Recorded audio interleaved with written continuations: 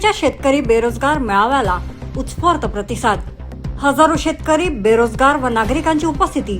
बच्चू कडू यांनी दिली प्रश्न सोडवण्याची ग्वाही। स्थानिक शेतकरी भवन येथे मंगळवारी दिनांक 11 ऑगस्ट रोजी शिवसेनेच्या वतीने भव्य शेतकरी बेरोजगार मेळाव्याचे आयोजन करण्यात आले। शिवसेनेचे नेते, विधान परिषदेचे आमदार, शेतकरी पुत्र तथा दिव्यांगांचे कैवारी बच्चू कडू यांच्या प्रमुख उपस्थितीत हा मेळावा उत्साहात पार पडला।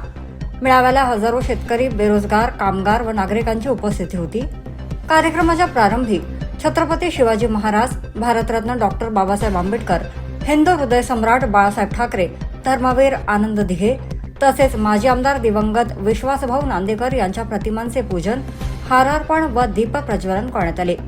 त्यानंतर वणी विधानसभा क्षेत्रातील शिवसैनिकांच्या वतीने आमदार बच्चू कडू यांचा भव्य सत्कार व स्वागत करण्यात आले।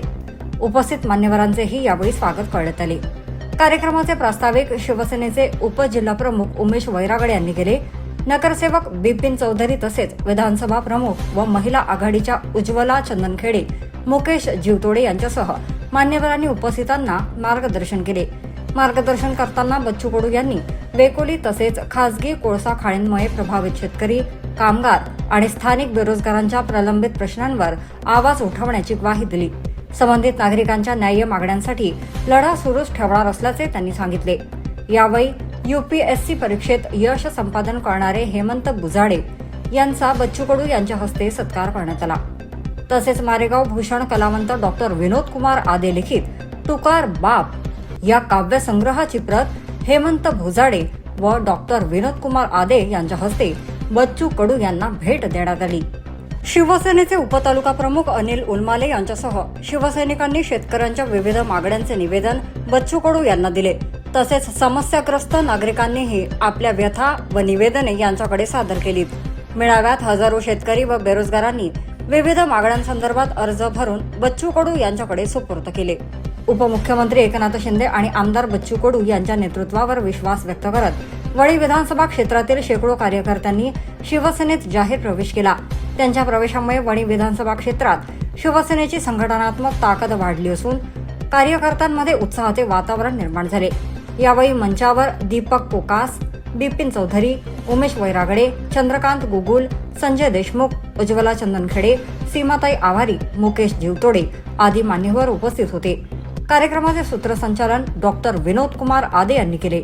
मेळाव्याच्या यशस्वीतेसाठी उपतालुका प्रमुख धीरज राजूरकर, उपतालुका प्रमुख अनिल उलमाले, शहर प्रमुख शिवराज पेचे, सचिन पोहेकर, संदीप वाघमारे, निलेश परघंटीवार, अजिंक्य शेंडे, हिमांशु बोहरा, विजय गेडाम, दादा बेलेकर, अरबाज खान, हरिओम गेडाम, अनिल जांभूळकर, धर्मा काकडे, पायल तोडसाम, अक्षता उरकोडे, देवयानी सूर, गीता पडोळे, अलका गेडाम, ज्योत्सना बतकल यांच्यासह शिवसैनिकांनी परिश्रम घेतले। राष्ट्रगीताने कार्यक्रमाची सांगता झाली। या लोकांनी दुसऱ्यांदा कुठलीही मदत न करता, कुठलेही पैसे न देता पहिल्या कार्यक्रमात जोरदार तयारी केली, होर्डिंग लावलं आणि नेमकं मी आजारी पडलो। माझा कार्यक्रम तर गेलाच, पण बच्चू कडू कोण आला हा मोठा प्रश्न निर्माण झाला। आता एकतर बच्चू आहे, दुसरीकडे वेकळू आहे।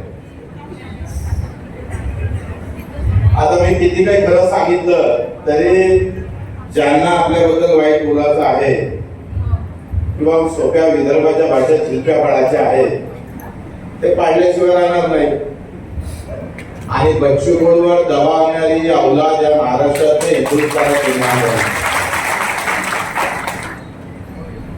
आम्ही शेतकऱ्यासाठी आहो, मजुरांसाठी आहो, जे काही कष्टकरी आहे, दिव्यांग आहे, याच्या आड कोणी येऊ शकत नाही। जे शिकवण आम्हाला छत्रपती शिवरायांनी शिकवली, 8-15 मावळे घेऊन आदिलशाहीची फौज 1500-100 किलोमीटरवर 1 लाखची उभी असताना सुद्धा जिजाऊ डगमगल्या नाही। सावित्रीवर सेनाचा वर्षाव केला तरी शिक्षणाचे कस सोडले नाही। अहिल्यादेवी होळकरांनी विधवा झाल्यामुळे राज्य चालवलं, आणि तारा राणी तर मी सांगतोय, औरंगजेबाला चळवतीत पळवानी याच मातीत ज्या तारा राणीने गाडला, त्या महाराष्ट्रातला बच्चू कडू आहे, त्याचा विचार करणारा बच्चू कडू आहे. आणि मग असं असताना आम्ही प्रामुख्यानं जे काही आतापर्यंत आम्ही प्रश्न हाती घेतले,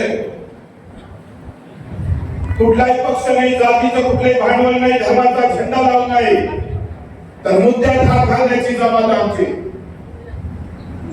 ज्या दिव्यांगाला पाय नाही, हात नाही, डोळे नाही, कानाला ऐकायला येत नाही, त्या दिव्यांगासाठी घरचा भाव भरायला नाही, बच्चू कडू 25 वर्ष सातत्यानं त्याच्या पाठीशी उभा राहून अंगावर 200 गुन्हे दाखल करून घेतले, पण 1 इंच सुद्धा माल हटवणे लक्षात. 400 रुपये महिन्याची लढाई सुरू झाली, 200 गुन्हे दाखल झाले. मागच्या आंदोलनात 11 दिवस उपाशी बसलो आणि दिव्यांगाचा 600 रुपयाचा पगार तुमच्या आमच्या आशीर्वादानं 2,500 करण्याची ताकद या महाराष्ट्रात.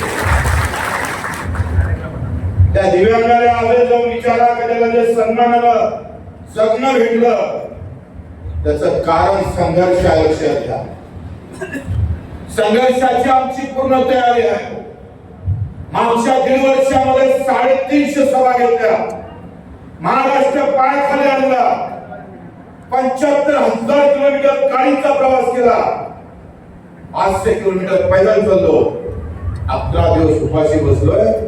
तेव्हा आपलं सरकार चालवलं आलं आणि शिंदे साहेबांच्या कृपेमुळं आज कर्जमाफी तुमच्या खात्यात आली. काय तुम्ही म्हटलं मला मान्य आहे, सगळ्याच गोष्टी काही एकखट्टे होत नाही. आपली माय आपले बाप एकाच वेळेस काही सगळे देत नाही. लढण्याची ताकद वाढवावी लागेल. आणि कर्जमाफी आमचा मूलभूत मुद्दा नाही. कर्जमाफी म्हणजे आम्ही पाहतो हे भीक मागणं आंदोलन कमी करून हमी भावाचं आंदोलन तुमच्या आमच्या घरापर्यंत नेऊन ते पेटवायचं काम येत्या काळात आम्ही केल्याशिवाय राहणार नाही, हे सुद्धा सांगतो. माझ्या शेतकऱ्याच्या पिकाला भाव भेटला पाहिजे, आम्हाला कर्ज घ्यायची वेळ आलेली पाहिजे आणि वेळ आली तर फेडण्याची ताकद या शेतकऱ्यांच्या मंगळात आली पाहिजे. यासाठी पुढचा काळ आम्हाला प्रयत्न करायचा. या सगळ्या कष्टकरी काम करे तो कुठल्या जातीचा आहे, धर्माचा आहे, पंथाचा आहे मला माहित नाही, कुठल्या पक्षाचा आहे मला माहित नाही. जो कष्टाला जगतं त्याच्या पाठीमागे उभं राहावं हे एकनाथ शिंदे साहेबांनी आम्हाला मूळ मंत्र दिला आणि तो बच्चू कडू जीवाचं प्राण करून आम्ही पाहतोय. त्याचा एक एक रक्ताचा थेंब सांडून या शेतकरी मजुरासाठी लढल्याशिवाय राहणार नाही, हे सांगायला तुम्हाला आम्ही काही गटबाजी करत आम्हाला काही रस नाहीये. आम्ही गटापेक्षा ही उंच लढाई लढासाठी इथं आलो आहे. तुमच्या मनात काय संधी असू दे, कोण आला कोण गेला नाही आला काही पर्याय नाही. आणि मला काल परवा एक आम्ही पाहिजे नागपूरचा एक कार्यकर्ता भेटला, त्याच्या लेटर पॅडवर लिहिलं होतं शिव सैनिक. ना तालुका प्रमुख लिहिलं ना जिल्हा प्रमुख लिहिलं. त्या पठ्याला पाहून मी खरं तर चकित झालो. पद मागणारी लोक वेगळी असतात, पदासाठी लढणारी लोक वेगळी असतात, काम करणारे सामान्य माणसासाठी जीवाचं रान करणारे लोक वेगळे असतात. ते लोक निवडता आले पाहिजे. हे आमच्या स्टेजवर जे लोक बसले ते जेवढे महत्वाचे आहे ना त्यापेक्षा तुम्ही महत्वाचे आहे, लक्षात ठेवा. कारण आमच्या या स्टेजची शोभा तुम्ही आलेली आहे. या सामान्य कार्यकर्त्याचा मान सन्मान त्याच्या पाठीशी उभं राहण्याचं काम आम्हाला भविष्यात करावं लागणार. तुम्ही जे जे काही मेहनत केली असत या सगळ्या समन्वयाच्या माध्यमातून इथं लढणाऱ्या समाजाला पाठीशी त्याच्या पाठीशी उभं राहावं लागतं. काय हाल आहे आम्ही पाहिजे नागपूर आणि नागपूर विभागाचे चंद्रपूर आम्ही पाहिजे काळखात गेलं, वणी जर आम्ही तुम्ही पाहिलं तर अर्धे रस्ते आम्ही पाहिजे काळे झालेले दिसत. असं वाटते आमचे लोकच आम्ही पाहिजे झोपले आहे की काय. प्रत्येक शेतकऱ्याचा फोन येतो, बच्चू भाऊ ढिगारा टाकला, नदीचं पाणी शेतात घुसलं, साधा पंचनामा करण्याची ताकद इथला प्राणीपायक अधिकारी करत नसत आणि इथला प्रतिनिधी बोंबलत नसत, तर आम्ही सांगतोय हा धनुष्यबाण शो साठी नाही, त्याच्या गुन्ह्यात घातल्याशिवाय राहणार नाही, हे सुद्धा हा काही शो साठी धनुष्यबाण नाहीये का? साल्यावर तुम्ही इथे येणार, आमच्या शेतात पाणी घालणार आणि आम्ही मुकाट्याला सहन करणार, तुमच्या बापाचं राज्य आहे साल्यावर. पुढे 11 तालुक्यामध्ये, या विदर्भामध्ये 11 तालुक्यामध्ये हे कोळशाच्या खाणी आहे. 11 तालुक्यामध्ये 1 लाख लोकांना रोजगार भेटलेला आहे. 1 लाख लोकांपैकी 1,000 सुद्धा या मायमुखातला आमच्या मराठी मनातला माणूस एकही सुद्धा रक्त नव्हतं. 1000च्या वर आम्हाला 1 लाखापैकी 1,000 होते. बांगल्या घातल्या, कारण सगळं प्रदूषण आमच्यावर, सगळे प्रॉब्लेम आमच्यावर, मरणार आम्ही, शेती जाणार आमचे, इथे रस्ते बेकार होणार आमचे, सगळं भांडवल होईल आमचं, पण पैसा मात्र परप्रांतीच्या हातात जात असत तर आम्ही बांगड्या घातल्याने आला नाही, तर आम्ही सांगतो या ताकदीनं हे सगळं उकलून फेकाचं काम आम्हाला करावं लागलं. सरकार नाराज होईल, पण सरकारच्या नाराजीची पर्वा नाही, माझ्या जनता नाराज होता कामा नये, त्याच्यासाठी काय ते करता येईल. आमचा प्रामाणिक जो शेतकरी शेतमजूर आहे, कष्टकरी आहे, तुम्ही सांगा 1 लाख पैकी 50-60 हजार तर आपले पाहिजे होते. एका तालुक्यात 5-5 हजाराच्या तरुणांना नोकरी भेटली, तर 5,000 कुटुंब आम्ही पाहतोय आज श्रीमंतीकडे जाण्याचा मार्ग मोकळा होतो. किती तरुणांना नोकरी आहे, किती रोजगार इथे उपलब्ध झालेला आहे, त्याची काही प्रश्न पडतं का नाही पडत आम्हाला? हे प्रश्न जर पडतच नसतात तर तुम्ही जिवंत आहे किंवा मेले आहे याचाही प्रश्न निर्माण होतो. म्हणून या सगळ्या गोष्टीबाबत, सगळ्या प्रदूषणाबाबत काल आम्ही त्या कुठल्या गावचा आमचा हुकणीचा काही शेतकरी माझ्याकडे आले, 15 दिवस उपोषण केलं आणि क्षेत्रीय अधिकाऱ्यांना सांगितलं का आम्ही तुमची जमीन परत घेतोय, भूसंपादन करतोय, आजूबाजूला ढीग लागलेला आहे, सगळा बाजूला नदी वाहत, जमीन पडीत आहे, 600 एकर जमीन 175च्या शेतकऱ्यांच्या वरते शेतकरी गेल्या कित्येक वर्षापासून भीक मागत आहे न्यायाची, पण त्यांना न्याय करण्यासाठी कोणी समोर येत नाही. आणि काही मोकळी लागली का? छत्रपती शिवरायांचा, बाबासाहेबांचा फोटो लावायचा आणि अन्य आम्ही पाहिजे घेऊन टाकायचा. अरे साला लोकशाही मार्गाने जर प्रश्न निघाला नाही तर सालो तुमचा पुढचा एक कणभर सुद्धा या भागातून नागपूर काय कुठं चावलेला नाही, एवढी ताकद आम्हाला निर्माण करायची. हम करो सो कायदा होना चाहिए, कंपनी करो उसको कायदा नाही. आणि प्रत्येकाला त्याग करावा लागेल, समर्पित भावना ठेवावं लागेल. पदासाठी लढणारी भाऊ आहे, पण यांच्यासाठी लढणारे लोक सापडते का नाही सापडत? यांच्यासाठी लढणारे कार्यकर्ता निर्माण होणार का नाही होणार? काय सगळे पदासाठी बसलेले आहे, सगळे गटाचे झेंडे घ्यायचे ठरलाय, तो त्या गटात जातो, या गटाचा 11 तालुक्यात पायपीट करणार आहे.